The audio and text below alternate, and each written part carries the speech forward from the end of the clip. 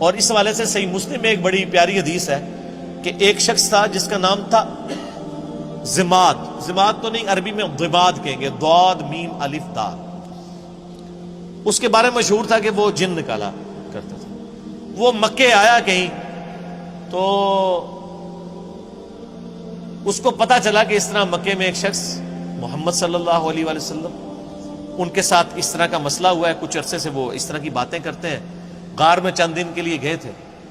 لوگوں نے پھر مشورہ کیا تو اس نے کہا کہ مجھے نبی علیہ السلام کے پاس یعنی محمد کے پاس لے چلو. وہ آیا، اس نے بڑے یعنی اخلاقی انداز میں کہا کہ اے محمد، اگر آپ چاہیں تو میں آپ کا علاج کر سکتا ہوں. میں جنات کا، اسیب کا، اس طرح کا جو سایہ وغیرہ ہوتے ہیں میں اس کا علاج کرتا ہوں. تو آپ صلی اللہ علیہ وآلہ وسلم سے اس نے کہا کہ آپ بتائیں آپ کیا بیان کرتے ہیں، آپ کو کیا پرابلم ہے. تو آپ علیہ السلام نے چند الفاظ پڑھے،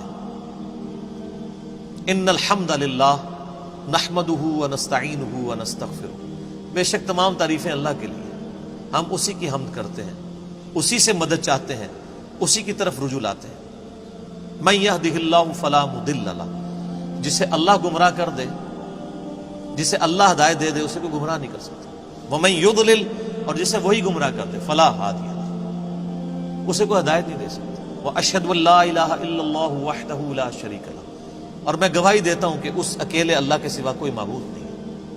واشہد ان محمدا عبدہ ورسولہ، اور محمد صلی اللہ علیہ وآلہ وسلم اس کے بندہ ہے خاص اور رسول. اس کے اوپر ایسا روب طاری ہو، اس نے کہا یہ آپ نے کیا کلام پڑھا ہے؟ دوبارہ پڑھے، دوبارہ پڑھا. اس نے کہا ایک دفعہ پھر سنائے. ابھی قرآن تو پڑھا ہی نہیں تھا، صرف آپ نے اپنے خطبے کے الفاظ پڑھے. تیسری دفعہ جب اس نے سنا، اس نے کہا واللہ ایسا کلام میں نے کبھی نہیں سنا. آپ اپنا ہاتھ بڑھائیں، میں آپ کے ہاتھ پہ بیعت کروں، میں اسلام قبول کرتا ہوں. یہ صحیح مسلم میں حدیث ہے. تو وہ آیا علاج کرنے تھا، اس فیلڈ کا ایکسپرٹ تھا. جس طرح آپ دیکھ لیں کہ جادوگروں نے اسلام قبول کر لیا تھا، ان کو پتہ چل گیا تھا کہ موسیٰ علیہ السلام جو کچھ کر رہے ہیں یہ جادو نہیں ہے. کیونکہ ہر ایکسپرٹ اپنی فیلڈ کو جانتا ہے. ایک ڈاکٹر کو پتا ہے کہ ڈاکٹر زیادہ سے زیادہ کیا کر سکتا ہے، اور اس کے سامنے کوئی ایسا ایکسپیرینس آ جائے وہ کہے گا یہ ڈاکٹری میں پاسبل نہیں. جادوگروں کو بھی پتا تھا کہ جادوگر آنکھوں کا دھوکہ کرتے ہیں، یہ تو فزیکلی کر کے بتا رہا ہے، یہ جادو نہیں. تو جادوگر جن کی بیس پہ فرعون اکڑا ہوا تھا وہ تو مسلمان ہو گئے. اس کے بعد تو فرعون کو ویسے ہی مسلمان ہو جانا چاہیے تھا، لیکن نہیں ہوا. ہدایت اس کی قسمت میں نہیں تھی. یہاں پہ بھی مشرکین عرب جو بار بار کہتے تھے اس پہ جنات کا اثر ہے، جو جنات کا ایکسپرٹ ہے وہ کہہ رہے کہ یہ جنات کا اثر نہیں ہے، اور وہ مسلمان ہو گیا. اس کے بعد گنجائش رہتی تھی کہ مشرکین عرب نبی علیہ السلام پہ ایمان نہ لاتے، لیکن وہ قسمت میں ہدایت. اور لوگ کہتے ہیں کہ اللہ کے نبی زندہ تھے، لوگ پتہ نہیں کیوں نہیں بات مانتے تھے. آج اللہ کے نبی کی بات مان رہے ہیں لوگ.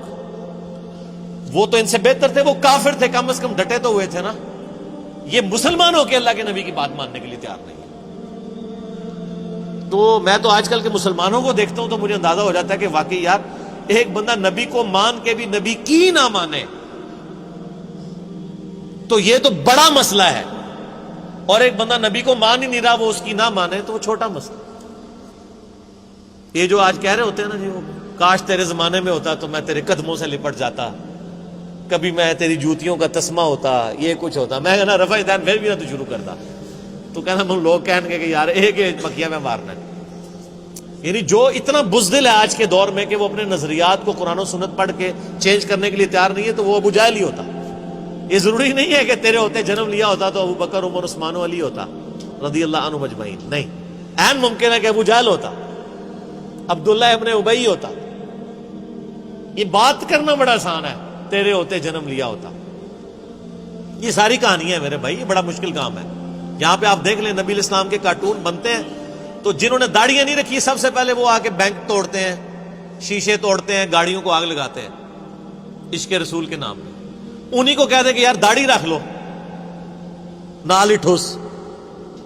حالانکہ ہونا یہ چاہیے کہ ان کافروں نے نبی علیہ السلام کے جو کارٹون بنائے ہیں اس میں نبی علیہ السلام کی مبارک داڑھی میں بم رکھ کے نا انہوں نے اس طرح کی شکلیں بنائی ہیں. تو پھر جڑا بن نا کہ تو نے میرے نبی کی داڑھی میں بم دکھایا ہے. ابھی تو میں نے داڑھی نہیں رکھی تھی لیکن آج سے میں داڑھی رکھتا ہوں. ایسی کی تیسی تم لوگ، تو کوئی کرنے کے لیے تیار نہیں ہے. مشکل کام ہے. اب بینک لوٹنا، گاڑیوں کو آگے لگانا، اے ٹی ایم مشینیں اکھاڑ کے لے جانا.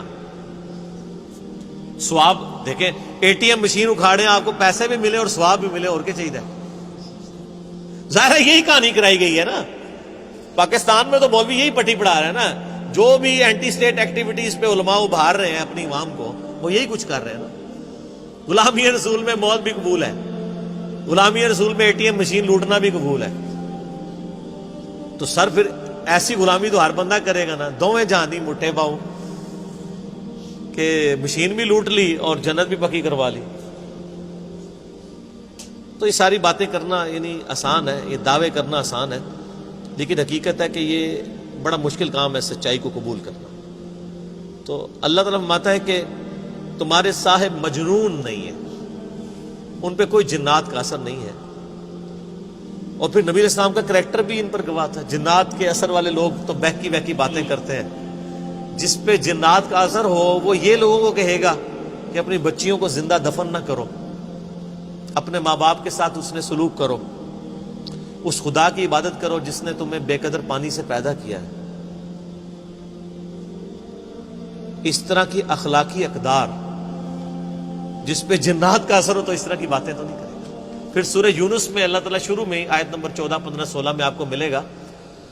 اللہ تعالیٰ فرماتا ہے کہ یہ کہتے ہیں کہ اے نبی ان سے فرما دو اگر اللہ نہ چاہتا تو میں کبھی قرآن تم پہ نہ پڑھتا. اور یہ کافر کہتے ہیں کہ نبی اس قرآن کو بدل دو یا کوئی اور قرآن لے آؤ، یعنی یہ تو بہت سخت قرآن ہے.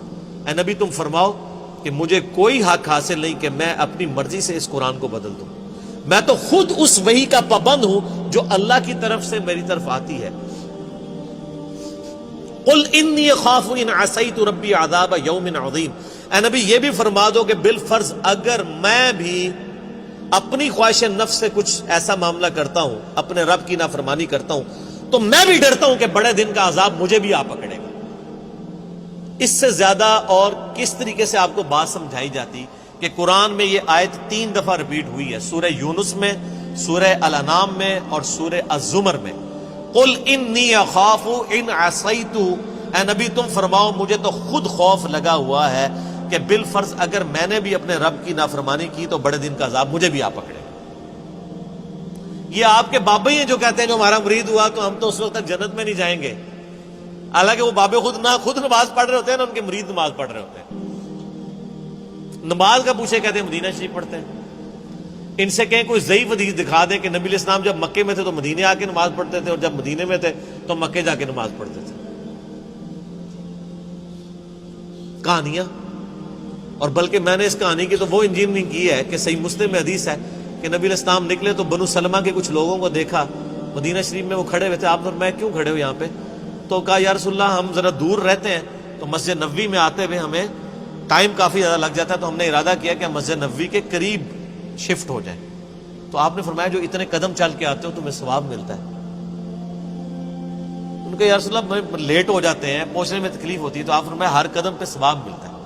تو انہوں نے پھر مسجد نبوی کے قریب شفٹ ہونے کا ارادہ ترک کر کے اپنے انہی علاقوں میں رہے، صرف اس وجہ سے کہ جتنے قدم چل کے آئیں گے ثواب ہوگا. تو میرا ایک معصومانہ سوال ہے کہ بزرگ تو اڑ کے یہاں سے مدینے پہنچ جاتے ہیں، وہ بنو سلمہ والے صحابہ جو کہتے ہیں ایک ادنا صحابی دی بھی پیراں دی خاک نہیں ہوندا ولی تو اڑتا پھردا ہے مکھی مچھر آر، اور صحابی وہ بیچارہ شفٹ ہو رہا ہے مدینے کے قریب. کہانیاں. کیونکہ یہ صحیح مسلم شریف ہے، وہ بزرگ شریف ہے. اور اگر کوئی کہتا ہے نہیں نہیں وہ آپ کو سمجھ نہیں آیا تو لے آؤ بابا کوئی اڑ کے دسے. سب کہانی ہے. تو یہ انہوں نے دین کو بگاڑ کے پیش کیا ہوا. کتابوں کا دین اور ہے، بابوں کا دین اور. اللہ تعالیٰ فرماتا ہے کوئی تمہارے نبی کے اوپر جنات کا اثر نہیں ہے، ان کی تو تعلیمات بتا رہی ہیں.